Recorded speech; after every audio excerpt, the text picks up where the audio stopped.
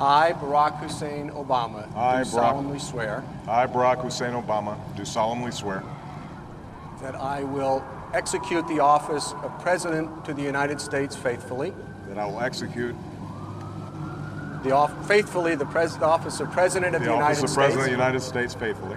And will, to the best of my ability. And will, to the best of my ability. Preserve, protect, and defend the Constitution of the United States. Preserve, protect, and defend the Constitution of the United States. The original Constitution, I think it is an imperfect document, and I think it is a document that reflects some deep flaws in American culture, the colonial culture nascent at that time.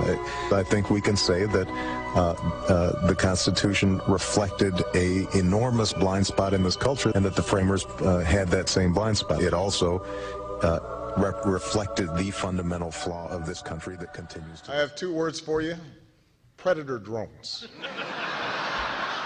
You will never see it. In the United States, DHS, the Department of Homeland Security, has purchased up to 750 million rounds of deadly ammo, a purchase which the DHS has not given an explanation for.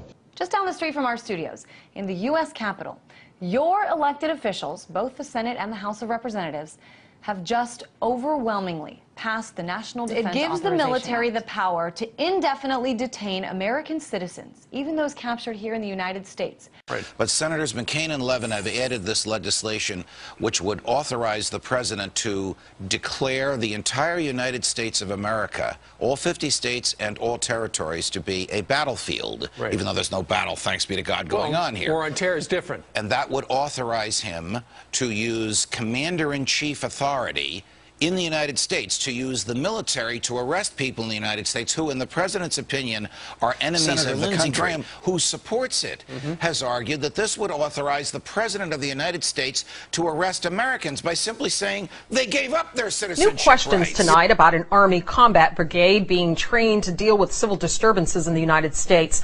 The Posse Comitatus Act of 1878 generally prohibits federal uniformed services from carrying out domestic law enforcement duties, except in cases expressly authorized by the Constitution or an act of Congress. Critics say the brigade's training goes against one of the founding principles of our country, separation of military and civilian government. Our top story on CBS 2 News. If you see a group of military helicopters flying high and dipping low in the skies above downtown L.A. later today, do not panic. St. Louis residents, don't be alarmed if you see Army vehicles rolling through your neighborhood this week. We begin with a story that you'll only see on 9 tonight. The LAPD and elite military units conducted extraordinary counterterrorism training in the skies above downtown LA tonight, and Sky 9 was there to see it all. Indeed, Rick, what we saw tonight is something you normally do not see over the skies of Los Angeles. We're going to take you live outside, give you an idea where all this was going on over downtown Los Angeles and in the area surrounding it. Special Military Operation Forces, in conjunction with the LAPD, conducting some military maneuvers that had many people wondering what is going on. Good evening. It's a military mission in North St. Louis. Heavily armored vehicles are rolling into town, and while they come in peace, there are all kinds of rumors about why they are here. News Channel 5's Casey Nolan is live somewhere in St. Charles County, where he got an up-close look at the military vehicles. Casey? Yeah, Mike, in order to get that up-close look, we've agreed not to say exactly where in St. Charles County we are tonight and where these vehicles will be parked overnight. The Army doesn't want that information to be made public for security reasons, but we can tell you why they are here. Now, this may not be such a huge deal that these rigs are in town if not for the speculation that was coming via the internet today. St. Louis police first put out the word that people may see these armored security vehicles in their neighborhood, especially near the Army Reserve Armory in North St. Louis on Goodfellow.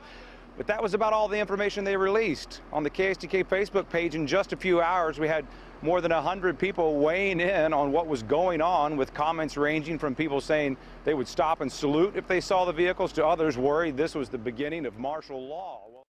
A new generation of surveillance drones could soon be watching us all from overhead. The Federal Aviation Administration is expected to announce plans to expand the use of domestic drones in American airspace. Agencies love these drones, and they say they'll be able to save lives in things like hostage situations or search and rescue operations. But obviously, the privacy concerns are huge, because they will, in effect, bring every single backyard in America into the authorities' view. You've always had an expectation of privacy in your own backyard. You will no longer have it with I don't want with regulations, I don't want restrictions, I want a ban on this. Drones are instruments of war. The founders had a great aversion to any instruments of war, the use of the military, inside of the United States. They didn't like standing armies. It has all kinds of statutes against using the army in the country. A drone is a high-tech version of an old army and a musket.